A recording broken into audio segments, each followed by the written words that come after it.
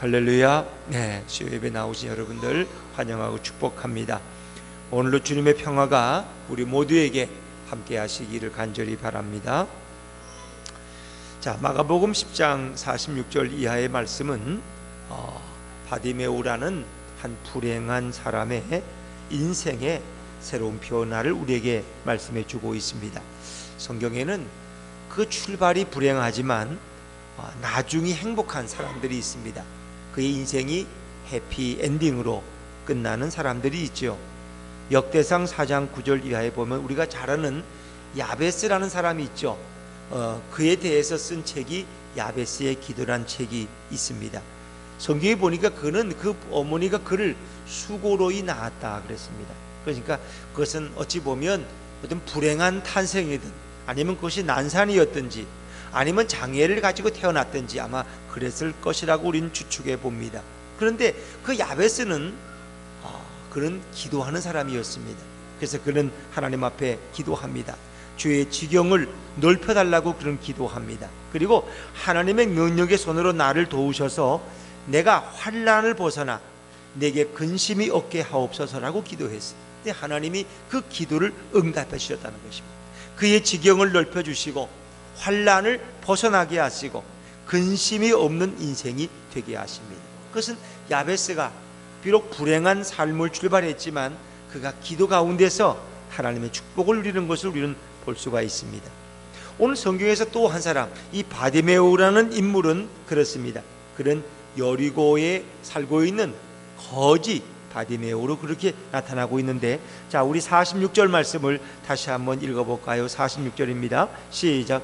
그들이 여리고에 이르렀더니 예수께서 지하들과 허다한 무리와 함께 여리고에서 나가실 때에 맹인 거지 바디메오가 길가에 앉았다가 아멘 그랬습니다. 여기 보니까 이 바디메오란 이름은 디메오의 아들이다 이런 의미입니다. 이 디자 바자라는 것은 누구의 아들 이런 뜻이에요. 그 디메오의 아들 그 이름이 가고 바디메오라고, 그러니까 부모의 이름을 그 아들의 이름에 같이 붙여서 그런 디메오의 아들이다 혹은 그래서 바디메오라고 이렇게 부르는 거죠. 근데 그 사람은 맹인이에요. 보지 못하는 시각장애인 맹인이었어요. 또한 그는 어린입니다. 그리고 그는 갈 곳이 없어서 주로 길가에서 그의 생업을 유지하는 사람입니다. 그런 시각장애인이다 보니까 일할 수도 없습니다. 그는 길가에 앉아서 이 여리고를 지나가는 사람들로부터 동냥을 받았던 구걸했던 그런 불행한 사람이었습니다. 여러분, 이 바디메오를 놓고 행복하다고 참 부러운 인생이라고 말할 사람은 아무도 없을 것입니다. 그는 보지 못하는 시각장애인, 그것은 예로부터 가장 불행한 사람 아닙니까? 사람이 볼 수 있다는 것은 굉장한 축복입니다. 몸이 좀 장애가 있어도 볼 수 있다는 것은 정말 덜 답답할 거예요. 그런데 그가 사지가 멀쩡해도 보지 못한다는 것은 혼자 어디든지 갈 수 없다는 것을 의미하는 것입니다. 그는 불행한 사람 중에 불행한 사람입니다. 그 당시 여리고는 좀 번영한 도시였습니다. 그래서 예루살렘에 올라갈 때 주로 여리고를 많이 통과해서 가고, 여리고는 또한 이런 국경 지역이기 때문에 이 여리고에는 오히려 많은 상인들이 지나가서 아마 혹 동전을 던져주는 사람들이 많았을 것입니다. 그리고 여리고는 온화한 날씨 때문에 이런 휴양 도시로도 또 별장이 많은 곳으로도 알려져 있습니다. 우리가 성지순례 가면 여리고에 가면은 제일 많은 게 이 대추나무입니다. 대추나무. 그래서 이것을 설탕에 이렇게 삭여서 이렇게 파는데 참 먹음직스럽죠. 그 대추나무가 워낙 많은 곳이 여리고입니다. 그것이 잘 되는 아주 좋은 기후를 가진 그런 곳입니다. 자, 그런데 오늘 이 여리고의 시각장애인 이 맹인 거지 바디메오의 인생에 놀라운 변화가 찾아오게 됩니다. 그는 언제부터인가 한 소문을 듣게 되는데 나사렛 예수라는 분이 이 여리고를 향해서 올라오고 계시는데, 그는 지나오는 곳마다 많은 사람들을 치료하고 천국의 권위 있는 말씀을 증거하는 메시아라는 소식을 듣게 됩니다. 그래서 그는 큰 기대감을 가지고 내가 예수님을 만나면 내가 이 어려운 불행에서 내가 뚫고 나아갈 수 있겠다, 그런 믿음과 확신을 갖게 됩니다.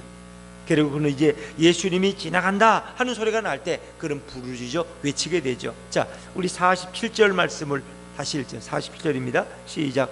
나사렛 예수시란 말을 듣고 소리질러 이르되 다윗의 자손 예수여 나를 불쌍히 여기소서 하거늘. 아멘. 사람들은 나사렛 예수가 오신다 그럴 때 아마 예수님 주에 12제자가 있고 또 예수님을 따라다니는 수많은 군중들이 있을 것입니다. 그 예수가 온대. 그러니까 여리고 사람들이 길가에 나와서 아마 그분 얼굴을 보려고 이렇게 기다리고 있을 것입니다.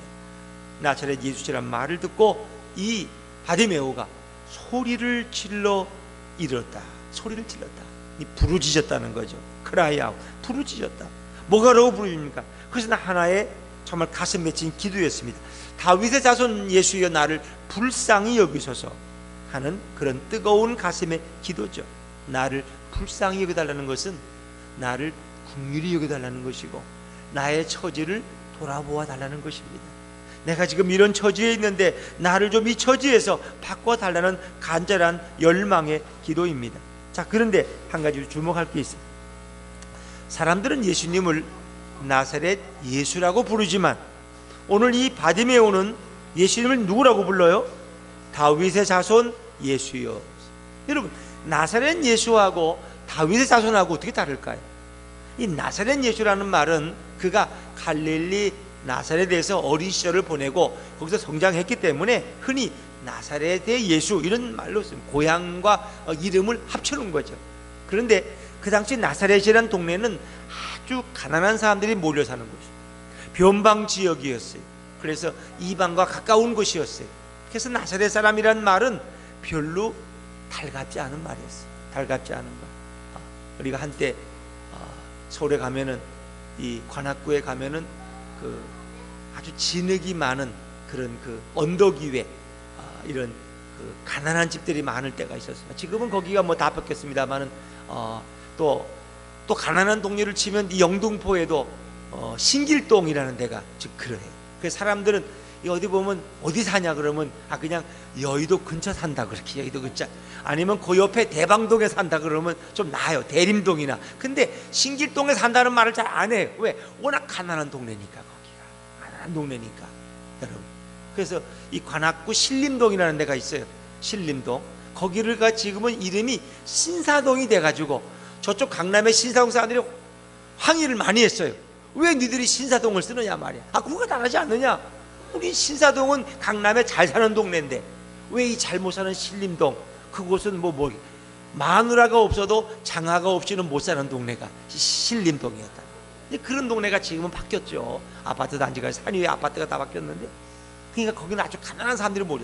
누가 물으면 차마 신림동이란 말을 못해. 그냥 흑석동에 산다 그러지. 그 중앙대 옆에 산다 그러지. 그 말을 못하는. 그러니까 나사렛 예수라는 말은 어떤 의미예요? 정말 가난하고 지지리도 못난 사람들이 몰려있는 것이.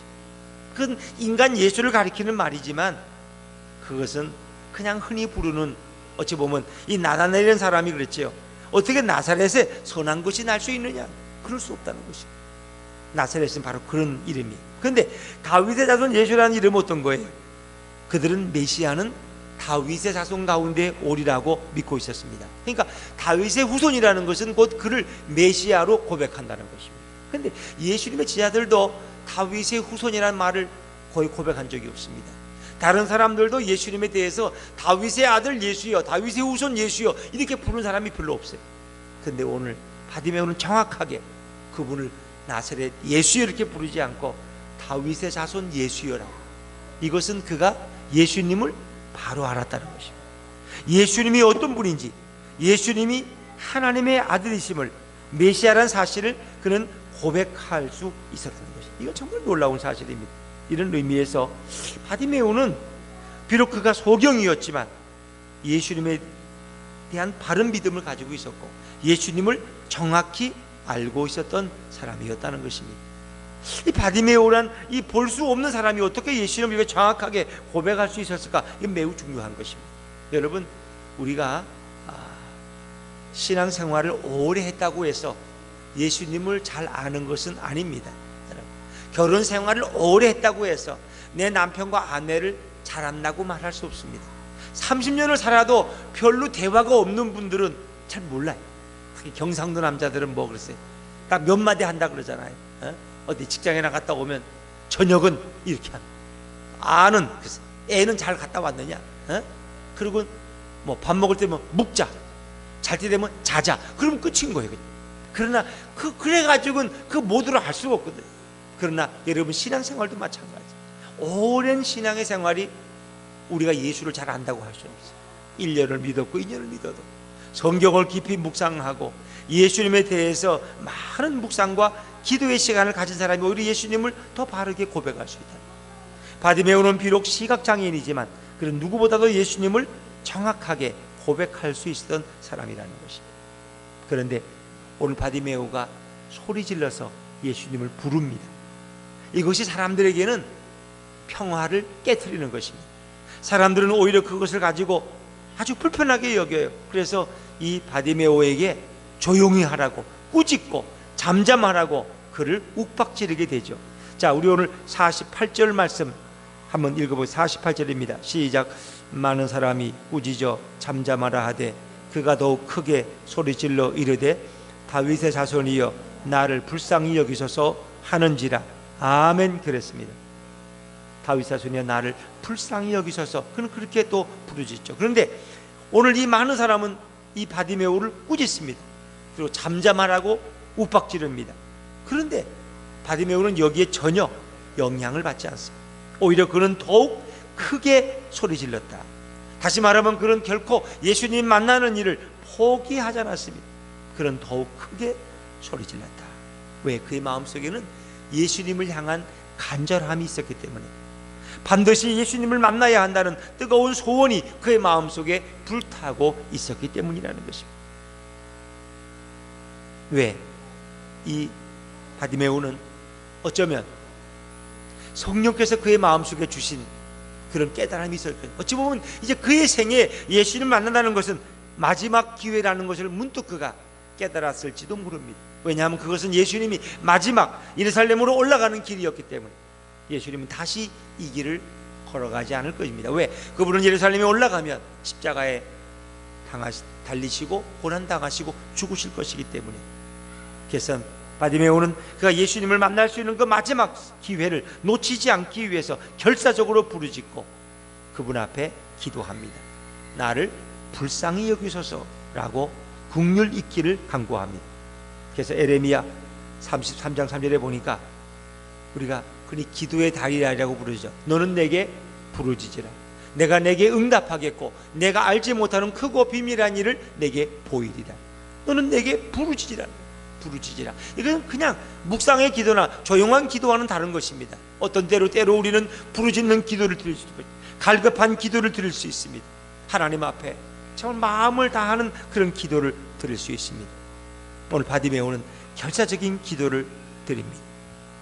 어떤 이들은 이 바디메오의 기도를 향해서 이런 비판을 할 수도 있습니다.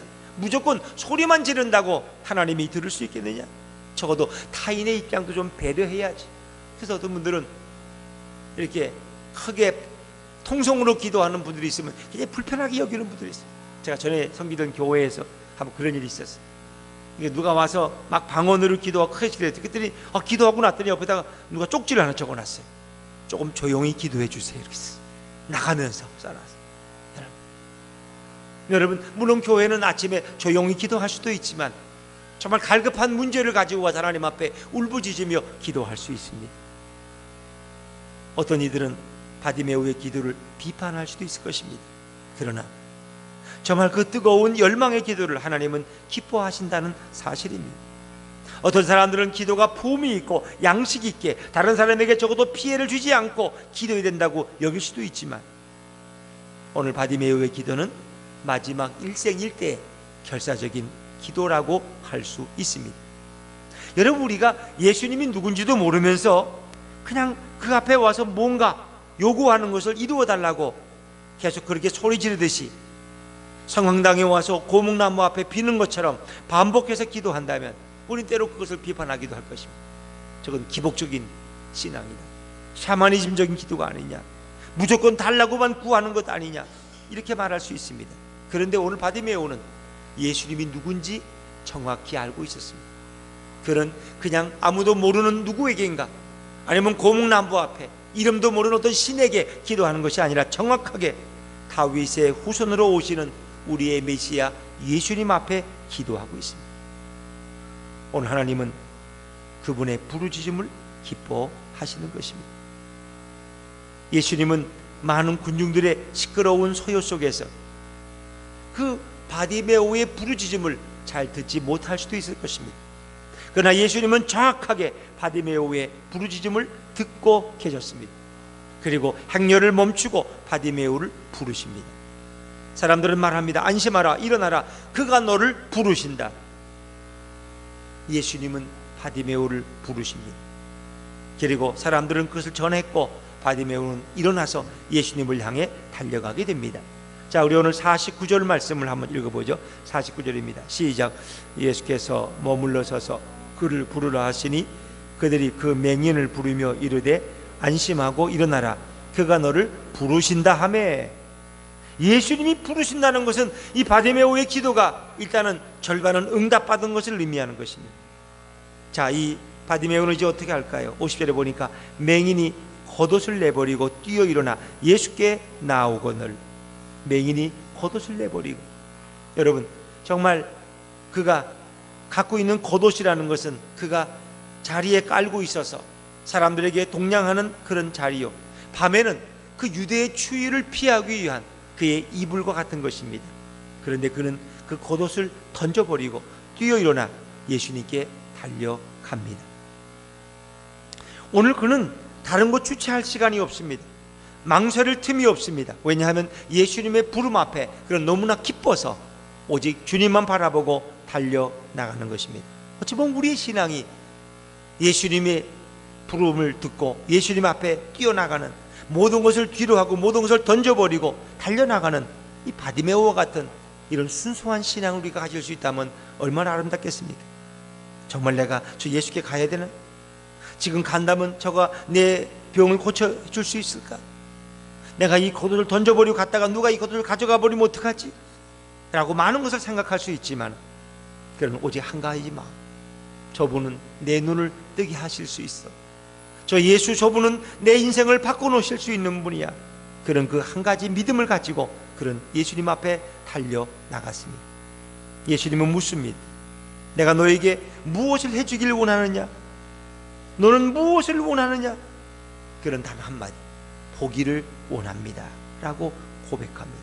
그는 확실한 소원이 있었습니다. 오늘 주님이 오늘 우리에게 내가 너에게 무엇을 해주길 원하느냐라고 묻는다면 우리 뭐라고 답할 수 있을까요? 그는 분명히 말합니다. 내가 보기를 원합니다. 보기를 원합니다. 여러분, 우리가 그리스도에 대한 확실한 고백 없이, 그리고 그분에 대한 확실한 기도의 제목 없이 어찌 그분을 사모할 수 있겠습니까? 예수님은 말씀하십니다. 이제 가라, 너의 믿음이 너를 구원하였다. 예수님이 내 문제를 해결할 수 있다는 이 확신과 믿음을 가지고 예수님의 부름 앞에 달려나갔던 그의 믿음을 예수님은 귀히 여기셨습니다. 그리고 말씀하십니다. 너의 믿음이 너를 구원하였다. 결국 그는 어떻게 했을까요? 자, 52절 말씀을 읽어볼까요? 52절입니다. 시작. 예수께서 이르시되 가라, 내 믿음이 너를 구원하였느니라 하시니 그가 곧 보게 되어 예수를 길에서 따르니라. 아멘.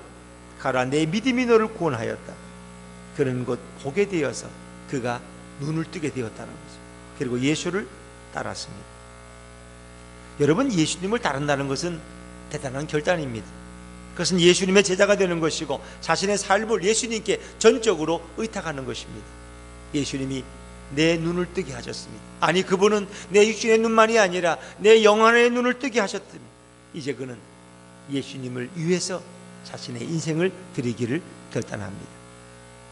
성경에 보면 누가복음에 10명의 나병 환자가 예수님을 부릅니다.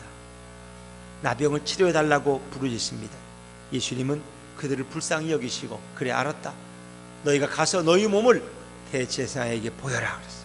그들이 가다 보니까 그들의 나병이 말끔하게 나아버렸어요. 그래서 그들은 가던 길로 달려갑니다. 그들 중에 한 사람, 사마리아인만이 돌아와서 예수님께 엎드려 살해했다. 살해했다는 것은 감사하고 영광을 돌렸다는 것입니다. 예수님 말씀하십니다. 아니 10명이 고침을 받았는데 어떻게 너 한 사람만 돌아와서 내게 영광을 돌리느냐 묻으십니다. 그렇습니다. 우리가 때로는 기적을 체험하고 치료함을 받고 은혜를 입어도 정말 주님을 따르는 사람은 결코 많지 않다는 것입니다. 복을 받기 위해서 뭔가 내 문제를 해결하기 위해서 예수님 앞에 나와 기도하지만 정말 주님을 따르는 제자는 결코 많지 않다는 것입니다. 바디메오는 이제 육신의 눈이 열린 것처럼 영안의 눈이 열려서 예수님을 따르는 제자가 되었습니다. 바디메오는 더 이상 불행한 환경에 뒹굴거나 좌절한 인생이 될 필요가 없었습니다. 그런 예수님을 따르는 가장 행복한 삶으로 변화되었기 때문입니다. 사랑하는 여러분, 예수님이 오늘 이 바디메오가 치료받는데 얼마나 많은 큰 역할을 하셨는가를 우리 생각해 볼 수 있지 않을까요? 여러분, 바디메오가 아무리 주님을 결사적으로 찾고 그분을 부를지라도 예수님이 바디메오를 향해서 긍휼을 베푸지 않으셨더라면, 갈 길이 바빠서 그분이 그냥 지나쳤더라면 결코 바디메오는 예수님을 만날 수 없을 것입니다. 그런데 예수님은 바디메오를 사랑하시기 때문에, 아니 그를 이미 알고 계셨기 때문에, 그의 간절한 열망을 보고 계셨기 때문에 바디메오의 부르짖음을 기다렸다는 듯이 예수님은 길을 멈추고 그를 부르십니다. 예수님은 그의 소원을 물으시고 그의 소원대로 응답해 주십니다. 오늘 예수님은 긍휼과 자비로 바디메오를 치료해 주셨습니다. 우리가 믿고 따르는 우리의 구주 되신 예수님은 바로 그런 분이십니다. 그분은 긍휼의 하나님이시고 자비의 주님이십니다. 그분은 결코 까다롭게 우리를 차별하거나 우리를 따지는 분이 아닙니다. 우리의 있는 모습 그대로 주님 앞에 나아가도 얼마든지 우리를 반갑게 영접해 주시는 분이 바로 우리 예수님이십니다. 오늘 신문에 보니까 영국의 보리스 존슨 총리가 한 기자와 인터뷰를 하게 됐답니다. 기자가 어떤 정치적인 문제에 대해서 인터뷰를 하기 전에 그에게 스마트폰에 한 사진을 보여줬어요. 그 스마트폰의 사진은 한 영국 어린이가 폐렴 증세가 있어가지고 병원을 갔는데 병원이 병실이 없어요. 그래서 이 아이가 응급실 밖 복도에서 5시간 동안 간이 침대도 없이 이 맨 복도 바닥에 담요 하나 깔고 자기 겉옷을 깔고 거기 누워서 닝게르를 맞고 있는 그런 모습이었어요. 그 모습을 이 총리에게 보여주었어요. 당신이 무엇을 느끼느냐는 겁니다. 그랬더니 이 보리스 총리는 나 그런 거 신경 쓰기 싫다고, 다 앞으로 병원 많이 칠 테니까 그런 걱정하지 말라고 하면서 자기가 하고 싶은 얘기만 하려고 그랬어요. 그것이 보도되니까 많은 사람이 보리스 총리에 대해서 실망했다는 표현을 주고 있습니다. 내가 이제 이 보리스 총리의 당을 지지하지 않고 오히려 반대되는 노동당을 지지하겠다고 공개적으로 선언하는 사람들도 늘어났다고 합니다. 적어도 5시간 동안 치료받지 못하고 병실에 들어가지 못하고 그 시멘트 바닥에 누워있는 그 한 소년을 볼 때, 그가 적어도 지도자인 영국의 총리라면 그 자신을 부끄럽게 여기고 그 소년을 불쌍히 여기는 그런 긍휼과 연민의 마음이 있어야 되는데, 그런 자신의 정치적인 목적만을 위해서 그것을 그냥 밀쳐버렸다는 것이죠. 여러분, 예수님은 그것이 아무리 바쁘고 급한 일일지라도 오늘 이 바디메오를 지나치지 않으셨습니다. 적어도 예수님도 우리와 같은 인성을 가지고 예루살렘으로 올라갑니다. 예수님은 이미 알고 계셨습니다. 내가 가는 이 길이 마지막 길이 될 것이다. 십자가를 앞에 놓고 그 채찍과 모욕과 부끄러움을 이미 예수님은 알고 계셨습니다. 그런 예수님이 어떤 생각을 하셨을까요? 그의 마음에도 두려움이 있었고 그의 마음에 떨림이 있었을 것입니다. 그의 마음에도 우울함이 있었을 것입니다. 적어도 그렇게 한 가지 집중하다 보면 누가 무슨 소리를 하는지 우리 신경을 안 쓸 수도 있습니다. 그냥 앞만 보고 지나칠 수도 있습니다. 그래서 어떤 정신에 팔려서 막 뛰어가는 사람은 옆에 누가 불러도 듣지 못하는 것입니다. 왜? 지금 우리 엄마가 집에서 쓰러져서 지금 병원에 의사를 모시러 뛰어가는데 옆에 선생님이 야 철수야 너 어디 가니? 못 들은 겁니다. 선생님, 저놈이 내가 부르는데 쳐다보지도 않고 가네. 그래서 철수는 볼 수가 없어요. 왜? 들을 수가 없어요. 지금 어머니가 돌아가시기 직전에 의사 선생님을 모시고 가야 돼. 지금 다른 거 신경 쓸 수가 없는 거예요. 예수님도 마찬가지. 십자가를 향해서 걸어가는 그분에게는 바디메오 소리가 들리지 않을 수도 있습니다. 그러나 예수님은 그 사랑스러운 세심함을 가지고 이 한 고통당하는 한 거린 이 맹인의 부르짖음을 예수님은 들으시는 것입니다. 그리고 우리가 믿고 의지하는 예수님이 얼마나 위대하시고 얼마나 좋으신 분인가를, 그 주님을 찬양할 수 있기를 주의 이름으로 축원합니다. 적어도 우리 인생을 그런 예수님께 맡긴다면 예수님은 결코 그를 버리지 않으실 것입니다. 예수님은 오늘도 우리를 살피고 계시고 우리와 동행하고 계십니다. 예수님은 우리의 문제를 해결할 수 있는 전능하신 하나님인 것을 믿으시길 바랍니다. 우리의 인생이 예수님의 사랑과 그분의 보살피심 속에 그분의 자비와 연민과 함께 우리 인생이 인생길을 걸어갈 수 있다면 우리는 어떤 자리에 있더라도 얼마든지 다시 일어날 수 있고 우리의 인생을 회복할 수 있는 것입니다. 오늘 바디메오는 예수님을 향해서 부르짖었습니다. 다윗 자손 예수여 나를 불쌍히 여기소서. 이 부르짖는 기도를 하나님은 응답하신다는 사실입니다. 너는 내게 부르짖으라. 내가 내게 응답하겠고 내가 알지 못하는 크고 비밀한 일을 내게 보이리라. 전에 목회하던 교회에서 이 초청 집회를, 전도 집회를 하면서 주일 낮 예배 때 이 아나운서를 하시던, 지금 연세 좀 드렸죠, 최성규 씨라는 분, 여러분 혹시 기억날지 모르겠어요. 그분을 초청해서 간증을 들은 일이 있어요. 근데 그분이 예전에 이제 그 영등포 지역 가까이 살았던 그런 기억이 있어요. 그분이 영등포에 오니까 생각나는 게 있더라는 거예요. 자기가 그 멀지 않은 곳 살았는데 이제 영등포에서 여의도가 멀지 않죠. 여의도에 이제 KBS도 있고 뭐 SBS, MBC가 있어요. 그래서 자기가 막 방송을 막 녹화를 마치고 나는데 누가 이렇게 쪽지를 주더라는 거예요. 그 들어보니까 딸이 지금 대림동에 있는 병원에 실려가는데 위독하다는 것입니다. 깜짝 놀라서 여의도에서 그 영등포까지, 대림동까지 택시를 타고 가는데 그렇게 왜 대방동 앞에가 밀리는지 혼잡해서 너무 답답하게 견딜 수가 없다. 그래서 그는 원래 어릴 때 불교를 불교를. 그런데 자기 입에서 부처님 이렇게 안 나오고 하나님 살려달라고, 우리 딸 살려달라고, 하나님 살려달라고, 우리 딸만 살려주면은 제가 하나님 뭐든지 시키는 대로 하겠다고 자기도 모르게 그런 부르짖음이 나오더라. 그런데 자기가 병원에 도착을 해서 이제 응급실 들어가 보니까 이 3살짜리 딸인데 이 집에서 이렇게 노는데 이 2.5톤 트럭이 백을 하는 거예요. 지금처럼 뭐 이렇게 없으니까 뒤에 뭐 누가 있는지 모르잖아요. 그 백을 하다가 그냥 뒤에 애가 있는 거 모르고 쳐버린 거예요. 그 애가 이제 그 중상을 입은 거죠. 그 병원에 왔는데 의사가 보더니 소망이 없다고. 그러더니 그냥 신천을 덮어놨어. 한쪽에 밀어놨어. 이미 죽었다. 근데 자기는 도저히 그걸 인정할 수가, 받아들일 수가 없어요. 어떻게 아침에 보고 온 그 예쁜 딸이 어떻게 죽을 수가 있어요. 몇 시간도 안 됐는데. 그래서 그 딸을 부둥켜 안고 이름을 안 내고 하나님 살려달라고 소리 질렀다는. 그런데 그 아이의 온기가, 몸의 온기가 아직 따뜻하더라는 거예요. 또 죽으면 차갑잖아요. 따뜻하더라는 거예요. 그래서 이럴 수 없다고 울고불고 하는데 그 아이가 의식이 돌아오면서 그 재채기를 하는데 이 목구멍에서 핏덩이 하나가 튀어나오더라. 그러더니 애가 숨이 들어와서 숨을 쉬고 말하기 시작했다. 그 의사들은 의식을 잃었고 뭐 말하고 숨도 못 쉬니까 죽었다고 했는데 그 핏덩이가 튀어나오면 살아나. 그러니까 자기는 그때부터 예수를 믿게 됐어요. 권사님이 되고 간증하면서 다니시더라고요. 아나운서 최성규 씨.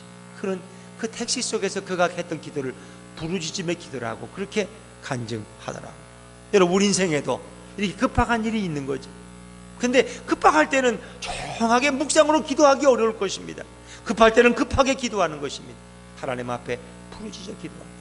주님은 그 기도를 들으신다는 것입니다. 오늘 맹인 바디메오는 아무 소망 없는 사람이었지만 다윗의 다윗으로 오신 예수님을 만나길 원했고 부르짖음으로 그분의 행렬을 멈추었고 예수님 앞에 나아가서 소원을 아뢰므로써 문제를 해결할 수 있었습니다.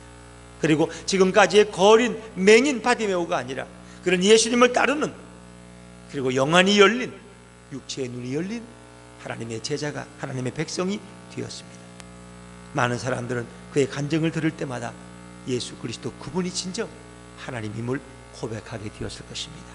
오늘 우리의 인생에도 이렇게 정말 절망과 좌절의 삶에서 예수 그리스도를 만남으로 내 인생이 새로워지고 변화되는 이런 놀라운 축복과 승리가 날마다 넘치기를 주의 이름으로 축원합니다. 기도하겠습니다.